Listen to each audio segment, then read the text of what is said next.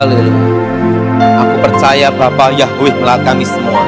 Kehendak Elohim di tempat ini, kerajaan Elohim di tempat ini. Berkati firman Elohim tempat ini Tuhan. Nyatakan kuasa kasih-Mu, hikmat marifat-Mu, dan nama Yeshua HaMashiach dimuliakan di tempat ini. Demi nama Yesus yang percatakan amin. Silakan duduk. Shalom. Saya sudah lama tidak khotbah di tempat ini, 2 tahun lebih ya. Nah, sudah yang kasih dalam Tuhan, Tuhan tidak pernah berjanji langit selalu terang. Dan Tuhan tidak pernah berjanji langit selalu gelap. Tapi Tuhan berjanji menyertai kita dalam kondisi situasi apapun dalam hidup kita. Amin. Nah, penyertaan Tuhan ini sangat penting dalam hidup kita. Hari ini kita akan bahas tentang satu hal, yaitu tentang iman. Apa saudara? Mari kita buka Alkitab kita dalam kitab Ibrani pasal yang ke-11, ayat pertama sampai dengan ketiga. Kitab Ibrani pasal 11 ayat pertama sampai dengan ketiga. Kitab Ibrani pasal 11 ayat pertama sampai dengan ketiga. Saudara yang genap, saya yang ganjil. Iman adalah kepastian dari segala sesuatu yang kita harapkan dan bukti dari segala sesuatu yang tidak dilihat.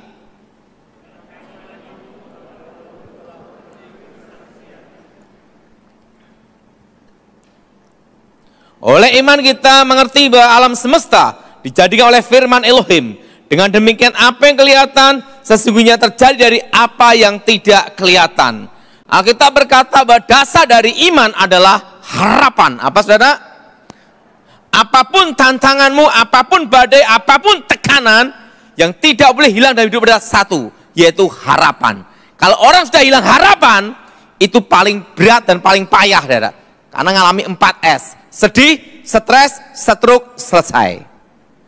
Jadi apapun tekanan, apapun badai yang datang dalam hidupmu, yang tidak boleh hilang adalah satu, yaitu harapan. Apa saudara? Karena itu ada dasar dari iman. Nah saudara, selama 2 tahun ini corona, ada satu pengalaman yang menurut saya itu hal yang sangat baik sekali, saudara. Kenapa, saudara? Puji Tuhan saya selalu lolos, saudara. Suatu kali saya dijemput, saudara. Nah, saya diminta untuk pelayanan khotbah ada di Surabaya untuk live streaming, saudara. Oke. Dari Surabaya jemput saya di rumah. Sopirnya batuk-batuk, gitu lah. Saya tidak kepikiran, saudara. Udah, saya berangkat. Satu mobil, ini satu mobil, saudara. Udah satu mobil, masuk tol. Sudah sampai Ngawi, saudara. Sopirnya gini, Pak Daud, saya minta maaf Pak, saya ini kena corona Pak.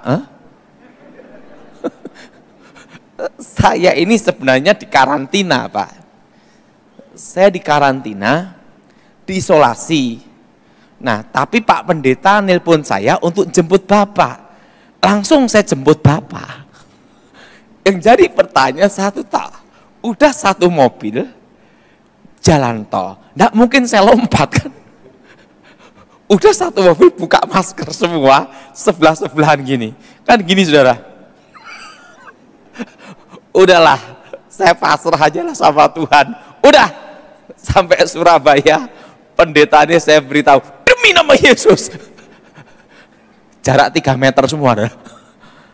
Tapi satu hal saya berharap satu, kalau kita belum waktunya Tuhan mati, apapun terjadi tidak mati-mati. Tapi kalau sudah waktunya mati, gosok gigi keselak odol mati. Udah saya alami itu. Ada lagi.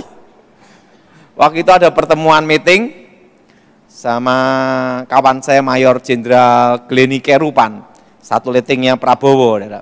Baru bicara tentang untuk Pilpres, untuk ngomong-ngomong, ngobrol-ngobrol gini, ada satu orang lagi, itu di Pondok Indah, saudara. Ketemu saya, minta doa. Ada rekanan IT lah, gitu. Ini kumpul-kumpul semua, saudara. Itu tahun lalu, saudara. Udah doa, toh, demi nama Yesus. Buka masker semua. Nggak taunya apa. Dia ngerawat anaknya kena corona, dia juga corona, tapi keluyuran. Nah, yang kendalanya, udah buka masker, udah tumpang tangan, jarak dekat gini, setengah meter, saudara. Gini-gini doang. Nah, Begitu saya keluar dari tempat itu, teman-teman jauhin saya 3 meter, 3 meter. Itu sering kejadian berkali-kali, tapi Tuhan tuh baik, loloskan saya terus. Suatu kali, ini hal yang aneh tapi konyol juga. Ini pengalaman. Saya itu tiba-tiba tenggorokan itu panas kayak kena api. Tusan itu berlendir hijau. Berlendir hijau gitu. Dada mengkap-mengkap. Badan itu panas, demam tinggi. Wah, saya tahu ini. Ini kalau di swab pasti corona positif.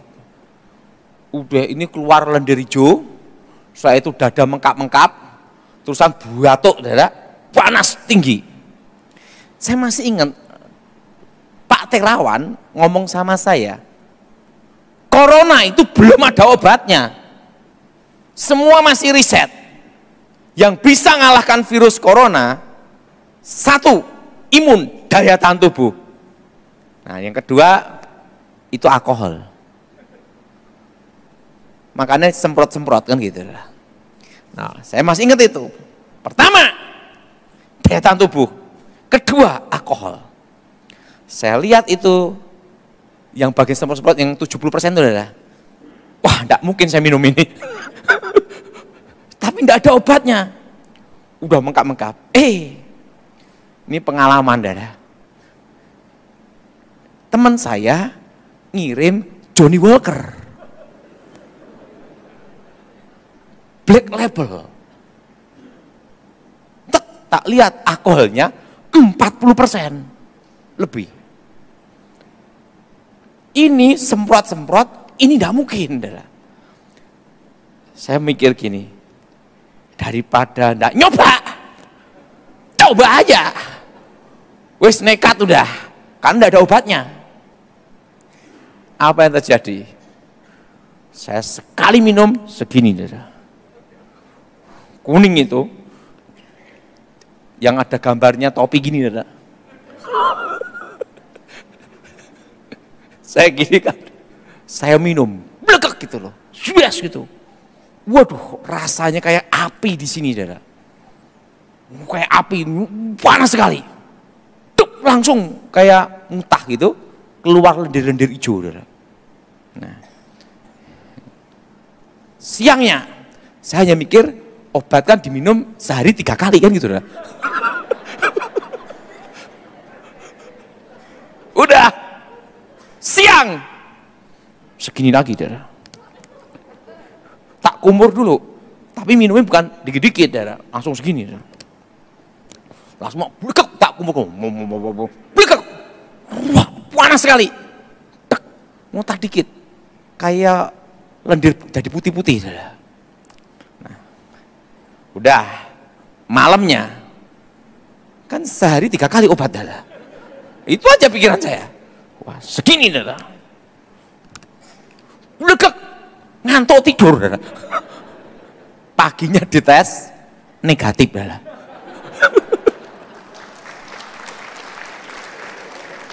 Ada telepon sama saya lagi. Aduh, saya kena corona, gimana? Tenang, Johnny Walker. Aduh, pada ketawa, konyol sekali. Saya tanya sama dokter Terawan,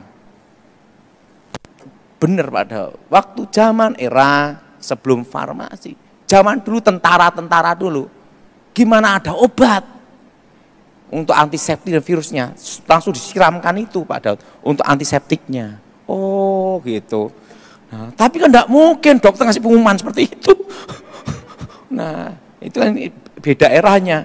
Menurut Pak Daud masuk baik juga sih. Kenapa? Nekat juga. Daripada enggak ada ini.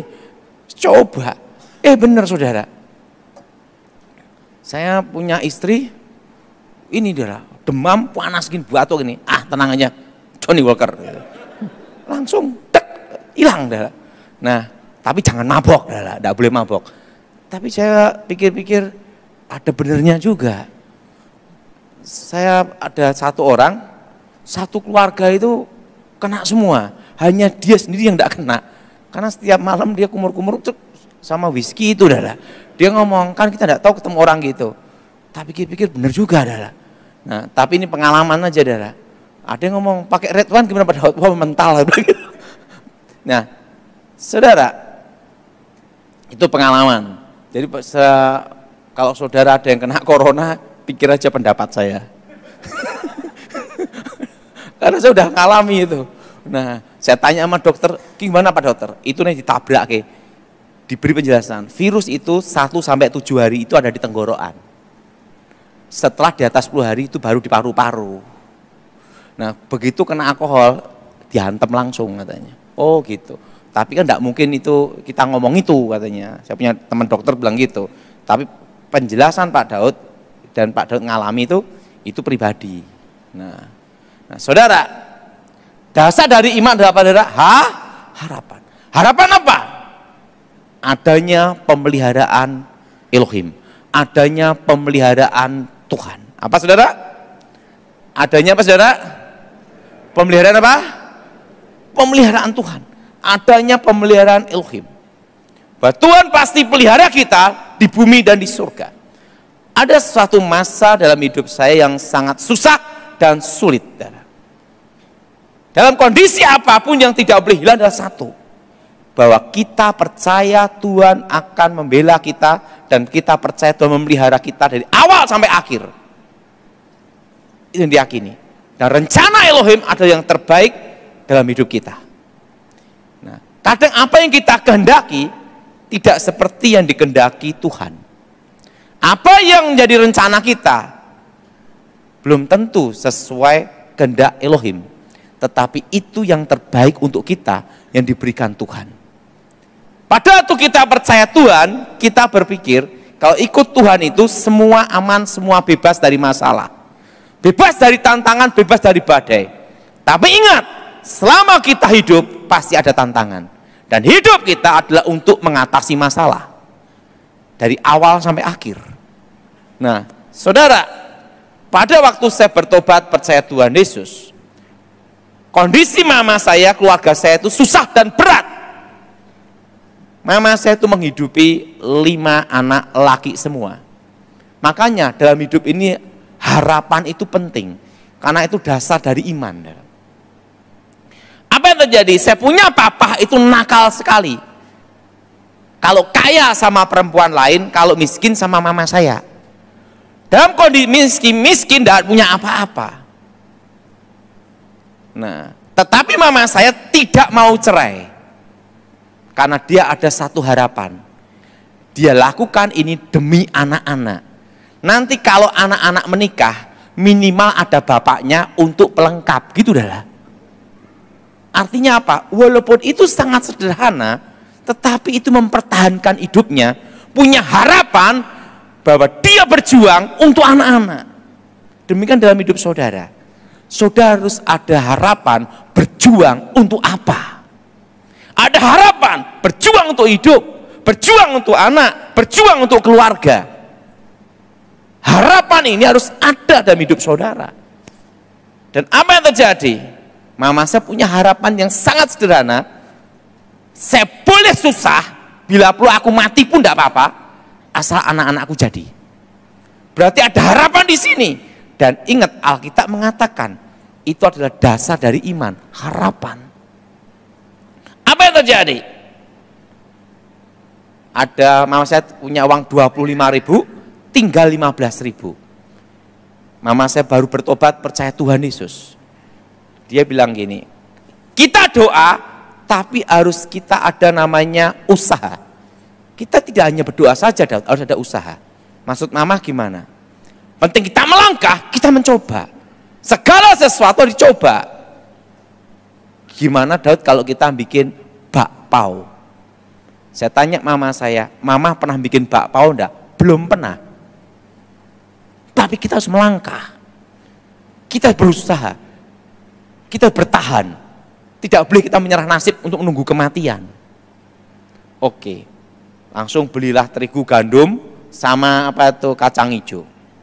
Karena itu modal terakhir. Doanya sungguh-sungguh. Nyala api dinyalakan, bahasa roh. Bahasa roh sampai keder-keder. Kenapa? Modal terakhir. segala sesuatu yang terakhir itu doanya pasti lebih sungguh-sungguh, betul? Begitu doa haleluya, haleluya, haleluya, bunyi kan di tim pakai dang. Yang jadi pertanyaan satu, harapannya bakpaunya membesar dan bagus, betul? Kadang yang kita harapkan tidak seperti yang Tuhan kehendaki. Karena Tuhan menjawab doa kita melebihi apa yang kita doakan. Waktu dibuka, bakpaunya bukan membesar tapi mengecil. Mengkeret bantat. Waktu melihat itu pucat. Makanya saudara, manusia hanya melihat hari ini, tapi Tuhan melihat jauh ke depan. Apa yang terbaik untuk kita, itulah jawaban untuk saudara. Dan apa yang terjadi? Mama saya ngomong, ini modal terakhir gimana? Dijual aja lah. Bakpao itu dijual, habis. Yang karena aneh modelnya, di Sragen itu terkenal namanya bakpao unyil. Karena yang makan harus minum air banyak, gitu. Dan bakpao itu zaman itu tahun 94 itu terkenal. Bayangan dari uang 15.000 itu bisa menyekolahkan saya sekolah Alkitab, lulus ranking 4, murid tinggal 4. Nah, bayangin saudara. Itu dengan apa? Hanya dengan uang 15.000 itu toh. 25 tinggal 15.000. Ada satu hal yang penting untuk saudara, yaitu kita harus punya namanya harapan. Ada satu perjuangan yang harus kita pertahankan. Dan itu adalah dasar dari iman. Kita tidak bisa tanpa bekerja, tanpa usaha, hanya nunggu kematian. Kita harus ada namanya berjuang. Apa saudara? Namanya apa saudara? Namanya apa? Berjuang. Dan berjuang ini harus ada satu motivasi. Dan itu adalah harapan. Ada harapan yang harus diperjuangkan. Ini penting sekali untuk saudara. Kita punya harapan itu penting. Nah, saudara, satu hal yang saya tidak bisa lupakan dalam hidup saya, bahwa Tuhan menjawab doa kita melebihi apa yang kita doakan. Karena manusia kebanyakan membatasi pergerakan Elohim. Suatu kali, saya masih ingat, saya dipanggil rektor waktu itu. Semua harapan kita kalau lulus sekolah Alkitab, itu ada yang jadi gembala, pendeta, sidang, pendeta, macam-macam. Kalau saya enggak, saya lulus sekolah Alkitab, penting sudah lulus gitu aja. Harapan saya tidak mengecewakan, penting saya punya doktrin. Doktrin yang benar lah di sekolah Alkitab, itu di Inteos, itu GSJA adalah. Dan apa yang terjadi? Rektor panggil saya, kamu lulus tapi tidak boleh meneruskan sekolah tinggi teologi ya. Kenapa? Karena kamu murid paling goblok di sini, gitu dah. Nah, kalau orang sudah meremehkan kita, mengejas kita, kalau saudara ikut down dan ikut jatuh dalam hidup saudara, mental saudara, engkau selesai. Saya enggak. Walaupun saya dijas kayak gitu, dikatain gitu, tetap saya satu hal. Saya tidak ada kesempatan jadi pendeta, tidak ada kesempatan jadi penatua, tidak ada masalah. Makanya sampai sekarang saya itu tidak bisa dipecat dan tidak bisa memecat. Karena jabatan saya bukan pendeta. Secara organisasi saya bukan pendeta. Tidak ada, saya tidak ada pendeta. Saya jemaat seperti saudara. Saya orang biasa aja. Nah, apa yang terjadi? Saya di wisuda, ayah saya tidak datang, ibu saya tidak datang, keluarga tidak ada yang datang. Wah, saya pikir satu hal, ada apa ini? Saya pulang naik angkot, sampai rumah, ayah saya dipecat, adik saya dipecat, kakak saya dipecat. Bayangkan, satu hari dipecat rame-rame. Yang jadi pertanyaan, apa yang jadi harapan kita? Tidak seperti yang kita alami kan? Di situ satu hal yang harus saya pertahankan satu. Tetap saya harus ada harapan. berjuang, bertahan untuk hidup. Waktu itu saya ngomong sama mama saya, "Mama, karena saya pikir kalau saya stres depresi, satu keluarga stres depresi, satu keluarga gila. Harus ada satu yang bangkit dan ada satu yang punya harapan. Jadi ingat, saudara harus punya harapan dan berjuang." Dan apa yang terjadi? Waktu itu saudara, saya tanya mama saya, "Mama, saya mau kerja." Saya doa, tangan saya ada plastik. Mama saya gini, "Daud, di antara keluarga ini, kamu yang paling goblok," gitu dah. "Apa bisa kamu kerja?" Saya ngomong mama saya, "Beri saya kesempatan. Satu hal. Saya dikasih uang 100.000 rupiah. Itu tahun 96. Dan mama saya ngomong, "Kalau memang Tuhan menyertai kamu, kamu berhasil. Tapi kalau gagal, ini modal terakhir." Nah, sudah 100.000. "Mas, saya perlu motor. Ini motor Post One, zaman itu Yamaha. Bulan depan tidak bisa bayar kreditnya, kamu yang terusin." Gitu dah. 100.000 itu, ingat, apapun sekecil apapun yang ada di tangan saudara, engkau pertahankan itu dengan satu harapan, modal untuk berjuang, modal untuk bangkit, sekecil apapun yang engkau miliki, walaupun minus pun. Untuk apa? Bangkit, saudara. Tidak boleh kita menyerah pada keadaan nasib menunggu kematian dengan cara tidak terhormat. Saya harus berjuang, bertahan, dan kalau mati pun harus ada perjuangan, yaitu terhormat. Apa yang terjadi? Dapat plastik 25 kilo HD kresek hitam. Saya beli di toko plastik Agen Kilat, ada di Solo. Saya keliling plastik naik motor. Segala sesuatu yang dilandasi dengan doa, itu ada namanya kekuatannya. Ada apa, saudara? Ada apa, saudara? Segala sesuatu yang kita landaskan dengan doa, itu pasti ada kekuatan. Dan apa yang terjadi? Saya jual ke simbok-simbok, sampai ke ini, untung 3.000, 5.000. Apa yang terjadi? Dari omset 25 kilo, jadi setengah kintal, 1 kintal, bertahan terus, berjuang, berjuang, berjuang, berjuang. Hanya ada satu harapan, bahwa saya tidak boleh mati karena menyerah pada nasib. Harus berjuang dan bertahan, dan mati pun harus terhormat karena perjuangan. Dan apa yang terjadi? Untuk setengah ton, 1 ton, sampai puluhan ton, sampai jadi pabrik plastik. Dan sampai jadi pabrik plastik pun tidak ada utang bank. Nah itu dah. Pertama, berjuang, tekun, komitmen. Dan dalam disiplin, ada disiplin waktu, ada disiplin kerja, ada disiplin istirahat. Kenapa saya beritahu istirahat pun harus ada disiplin? Saya masih ingat, saya kan pernah tugas di pengamanan presiden. Saya tugas tidak lama, dari 2004 sampai 2014. 10 tahun saya menjaga RI 1. Perintah langsung dari KSAD Kasat waktu itu. Dan 2004 saya perintahkan khusus untuk menjaga presiden. Itu harus menunggu telepon. Dan teleponnya itu langsung ibu presiden, kan ring 1, perintah khusus. Tidur hanya 3 sampai 4 jam.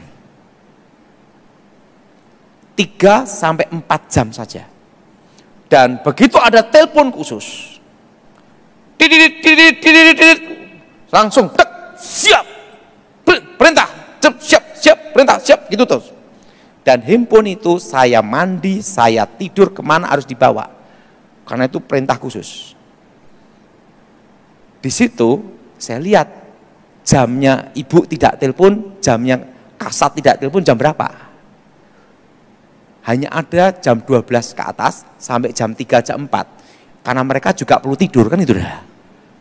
Nah, jam itu dari jam 12, jam 3, saya belajar disiplin supaya bisa tidur.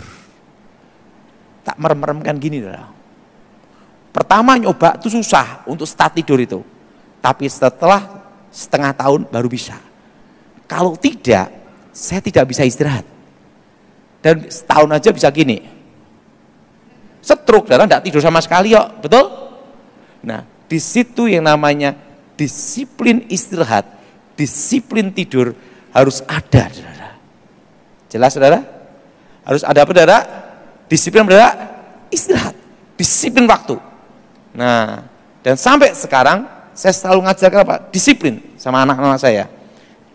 Saya mau kemana? Misal jam berapa gini? Oh, jam 1. Misal kemarin saya dikasih tahu jam 1 saya akan dijemput. Sebelum jam 1 harus ada di lokasi. Jam 12 saya tunggu. Kenapa? Disiplin. Orang kalau mau berhasil dalam pelayanan pun, dalam kerja apapun, dia harus bisa ngatur waktu, disiplin. Saudara bisa bekerja luar biasa untungnya. Tetapi kalau engkau tidak bisa disiplin istirahat, tidak bisa ngatur waktumu istirahat, sakit apa gunanya? Betul? Betul? Betul? Makanya disiplin itu penting. Waktu, banyak orang tuh waktu tahulah, kerja tahulah, tapi yang diremehkan orang itu satu, disiplin istirahat. Apa saudara? Kita ini, badan kita ini perlu waktu apa saudara? Istirahat.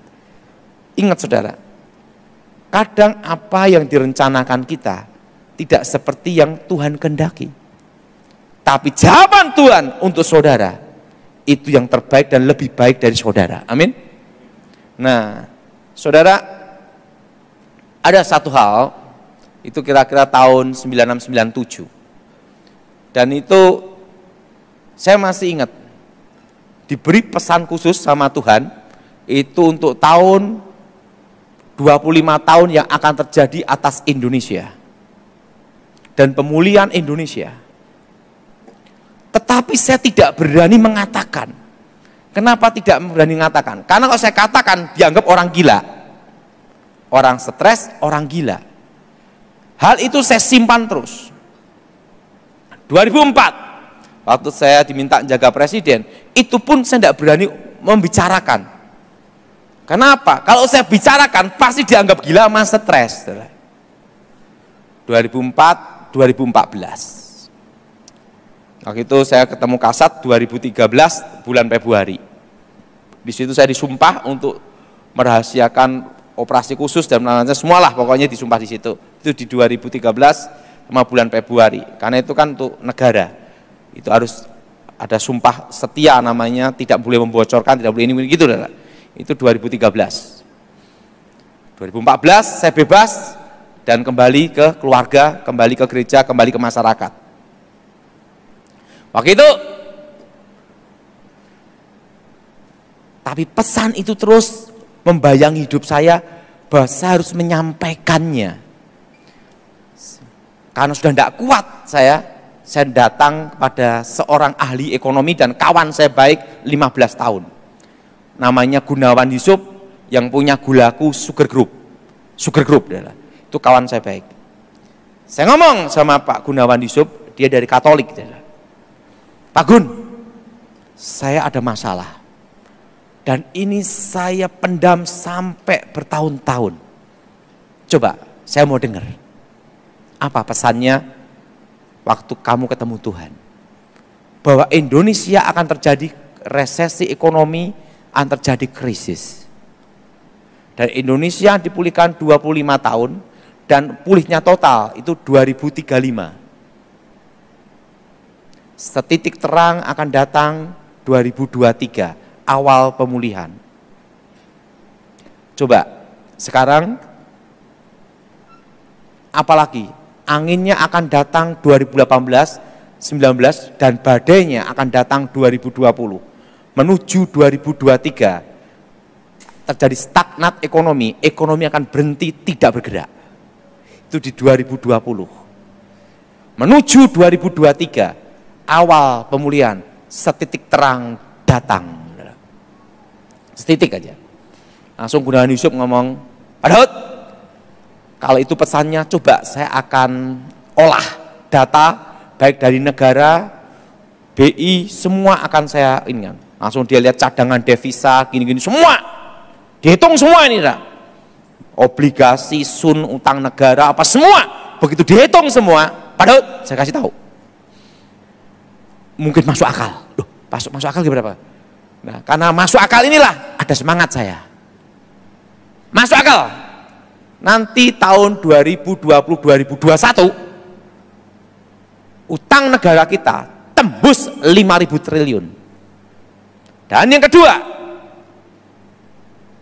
dolar akan tembus 14.000. Dasarnya ini, cadangan devisa, sun, obligasi, semua data dibuka. Tetapi jadi pertanyaan satu, Pak Daud. Dikatakan di 2020, Indonesia mengalami stagnat ekonomi. Ekonomi berhenti dan tidak bergerak seluruh Indonesia. Yang bisa melakukan hal ini terjadi hanya ada dua. Pertama, bila terjadi kudeta, pemberontakan. Kedua, wabah. Hanya ada dua ini, salah satu dari ini yang bisa mengakibatkan ekonomi berhenti total. Tidak ada pergerakan. Kira-kira Pak Gun, saya perlu sampaikan enggak? Sampaikan saja, kalau itu memang pesannya dan kamu yakin. Dan apa pesannya lagi? Berkebun. Karena terjadi krisis pangan dunia. Langsung dia ngomong beritahu saya, tanya satu toh, Pak Daud kan di pengamanan presiden, oke. Pak Daud udah lapor pajak belum? Belum. Sekarang 2015 ini ikut teks amnesti, pengakuan dosa, cuci dosa. Langsung, oke, teks amnesti, pajak udah lapor semua, sudah. Sekarang belikan tanah. Semua di bawah 2.500 atau 2.000 meter, pinggir jalan, jangan beli hektaran. Hektaran nanti jualnya susah. 1.500 atau 2.500 semua Pak Daud beli. Oke, setelah beli Pak Daud tanemin dan pelihara sapi. Walaupun di desa, pinggir jalan 2 mobil lewat, jalan aspal. Lakukan kata saya. Pak Daud kan uangnya kecil, beda dengan saya. Kan dia gulaku sugar group. Oke, langsung. 2017 saya mulai beli tanah semuanya untuk berkebun. Untuk apa? Mempersiapkan yang akan terjadi di 2020. Waktu saya nyampaikan pesannya, apa yang terjadi? Dianggap orang gila beneran. Karena ekonomi baik-baik saja. Tidak ada masalah di 2014, 2017. Dan hal ini pernah saya khotbahkan di YHS. Waktu itu masih Betani. Siapa yang masih ingat? Coba angkat tangan. Oh, ada 2 yang ingat. Itu saya sampaikan itu. Nah, 2020 Januari. Waktu itu kan saya ngomong, badainya datang 2020 ini. Waktu itu pendeta-pendeta mecat saya tidak bisa, karena saya bukan pendeta.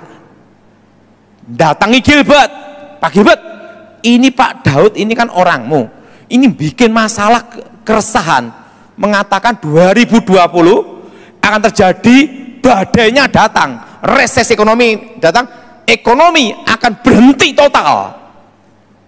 Gilbert gini, ini kan masih Januari 2020, kita tunggu aja Desember 2020.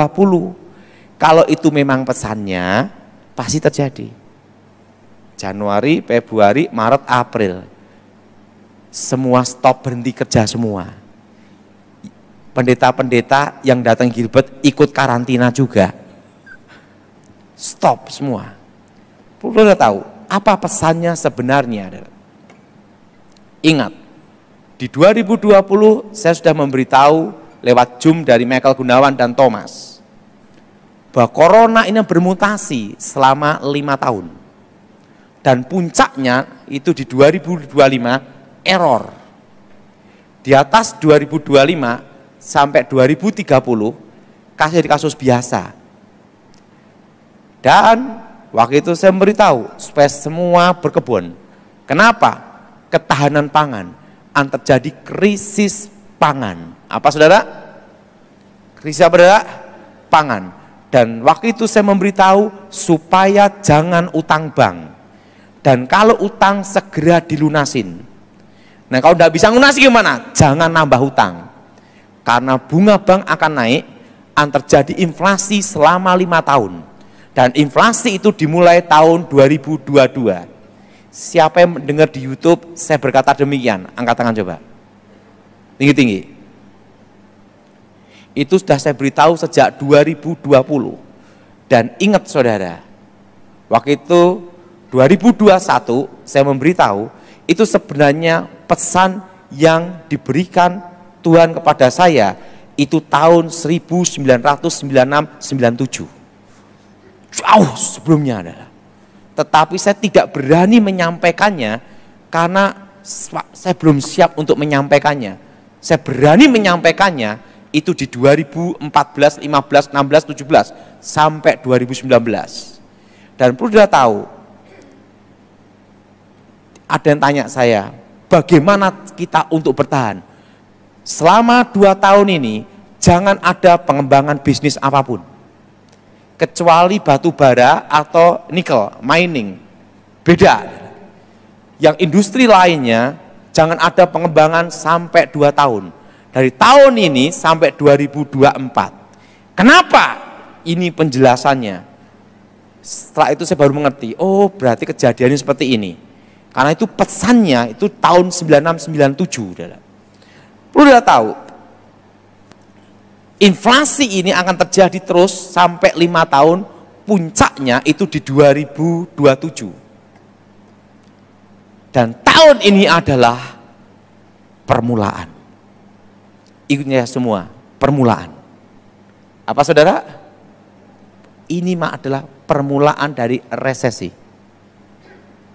Dan tahun depan adalah resesi yang sebenarnya. Dan tahun depan, tepatnya bulan Maret ke atas, mulai akan naik-naik terus. Dalam kondisi seperti ini, nomor 1, bunga bank akan naik. Makanya pesannya waktu itu, jangan utang bank.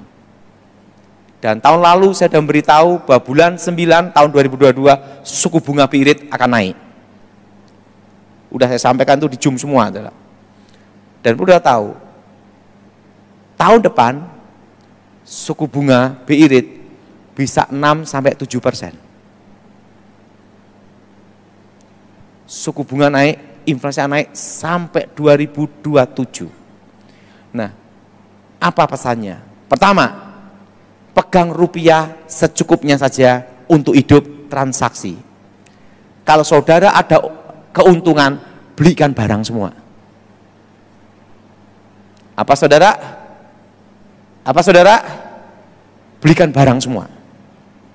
Karena nanti nilai rupiah akan turun terus sampai 2027. Jadi saudara, rupiah gimana? Tetap saudara memegang rupiah. Karena untuk hidup dan transaksi setiap hari. Ngerti saudara? Tapi itu secukupnya saja. Kalau saudara ada keuntungan, ada simpanan uang, ingat saudara, beli ke barang, kalau enggak barang gimana? Beli tanah. Tetapi yang pinggir jalan. Kenapa saudara? Properti akan maju, itu ada di harga langsung del naik, itu di 2026-2027. Itu properti, tanah. Nah ini bisnis yang bisnis properti tanah, harus ingat saya pesan ini. Ngasih komisi, tidak boleh lupa. Itu nanti akan di 2026-2027. Langsung properti del, mengikutin yang lain naik, inflasi. Karena properti akan yang terakhir. Jadi saudara yang punya properti jual tahun ini susah. Kalau yang di atas 2 miliar, yang laku-laku di bawah 500 juta.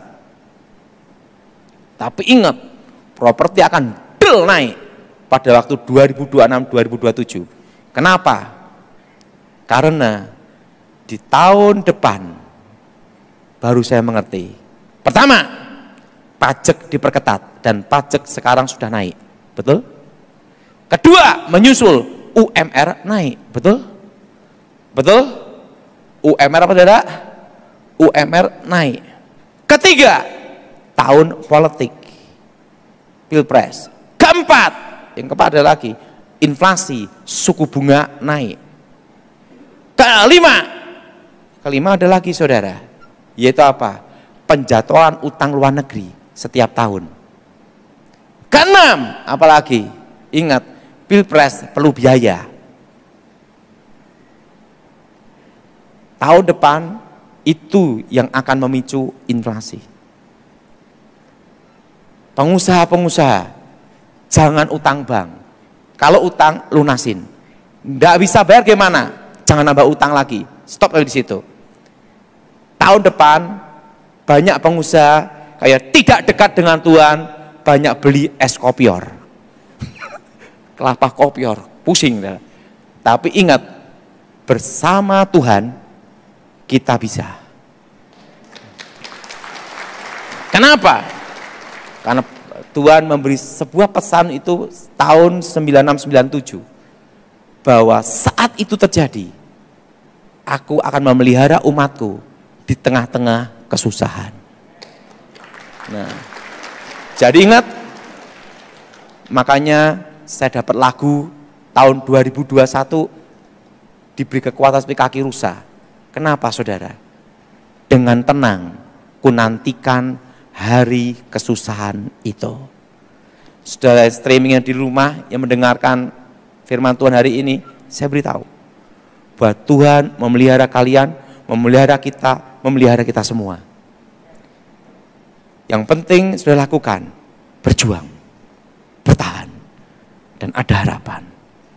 Dan jangan menyerah pada nasib, menunggu kematian. Tapi saudara berserah, percaya, berjuang, dan tetap punya harapan. Pasti bisa. Yang jadi pertanyaan, Pak, yang kena dampaknya resesi itu di mana? Hanya kota-kota besar. Jakarta, Bandung, Surabaya, Semarang, Medan, Makassar.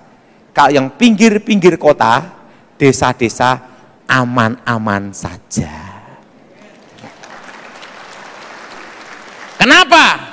Di Malang pun juga aman-aman saja. Tidak terlalu berat masalah resesi. Kenapa? Karena tidak banyak keinginan. Kalau di kota inginnya makan wagyu, makan ini, beli Hermes macam-macam. Lah kalau di desa nonton nih sapi.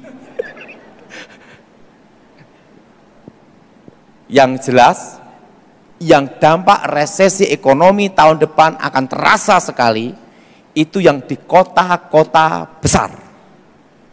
Jelas? Kalau Malang gimana Pak Daud? Tidak. Kenapa tidak? Ingat, Malang rekreasi. Ada sumber daya alamnya. Tanah subur, buah-buahan ada, pertanian ada. Pokoknya di mana ada buah-buahan dan pertanian dan ada peternakan, tidak terpengaruh resesi ekonomi tahun depan. Hanya pengaruhnya satu toh, belanjanya ingat harus direm, jangan banyak-banyak, itu aja Dara. Makanya saya sarankan sama jemaat, lebih baik jangan bawa kartu kredit, nanti gesek terus lupa bayare. Karena apa? Karena ini akan terjadi, badainya itu akan datang, dan puncaknya nanti di 2024. Dan ada masa transisi presiden. Dan ingat, puncak dari resesi ini ada 2024. 2025 mulai semua jalan. 2026, 2027. Jadi saudara, sebenarnya saya khotbahkan ini adalah lagu lama kaset baru. Karena itu pesan tahun 96-97.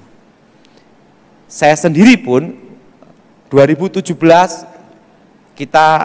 saya beli tanah itu kira-kira hampir 2,5 sampai 3 hektar. 2.500-2.000 meter berbagai tempat. Nah, kebun saya sama kebunnya Pak Yabes, adiknya Pak Yusa, dekat. Nah, itu jadi benar saudara. Sayuran, buah-buahan, itu dari kebun. Saya tanam durian musangking, durian hitam, dan pohon-pohon durian udah tinggi, dan apokat, semua ada. Saya pelihara sapi, itu semua. Itu saya persiapkan untuk 2020. Sejak 2017. Walaupun orang mengatakan gila, saya jalan terus saudara. Tapi satu hal yang saya sadari, ingat, bahwa Tuhan memelihara kita. Dan saudara yang di Malang, aman semua. Nah, yang bisnis properti, tolong ingat saya, komisi 2%. Karena apa? Nanti di 2026, di 2027, itu nanti properti akan menyusul. Karena properti selalu yang terakhir.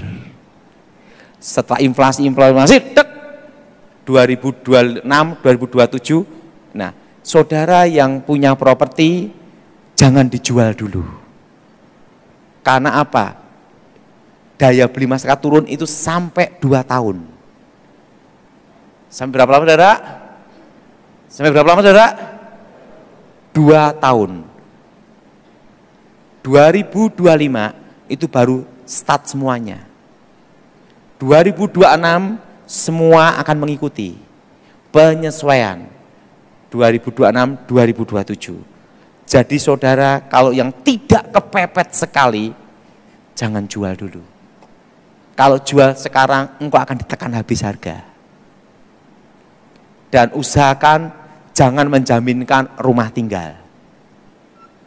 Itu pesan saya. Nah, jadi saudara, 2 tahun ini jangan kembangkan bisnis dulu. Karena tahun depan kondisinya sama dengan tahun ini. Stagnat.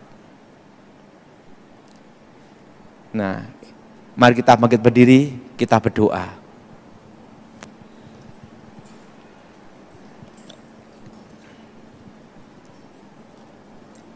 Aku percaya kuasa Bapa Yahweh melawat kami semua. Aku mohon kekuatan Elohim menyertai kami semua, bebaskan kami dari yang jahat, bebas dari kutuk, bebas dari kegelapan.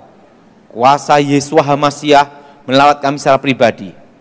Berkati firman-Mu, berkati kami semua. Dan nama-Mu dimuliakan dalam hidup kami ya Tuhan. Kerajaan Elohim ada di hati kami semua. Dan nama Yesua HaMasyiah dimuliakan. Yang menyatakan amin. Sekali lagi kita berikan tepuk tangan yang meriah buat Tuhan kita.